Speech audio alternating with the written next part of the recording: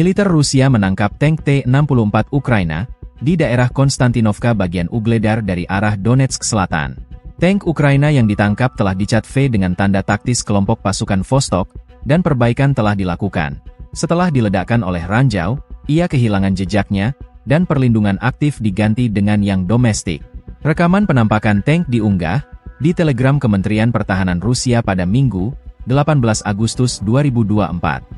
Menurut pejuang Rusia, perlawanan angkatan bersenjata Ukraina di bagian distrik militer utara ini melemah setiap hari, namun, bahaya dari serangan UAV yang digunakan secara massal oleh militer Ukraina diakui tetap ada.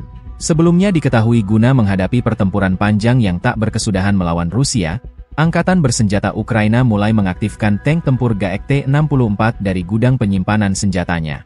Hal ini dilakukan guna memperkuat kekuatan monster bajanya, yang saat ini mengandalkan pasokan tank dari negara NATO.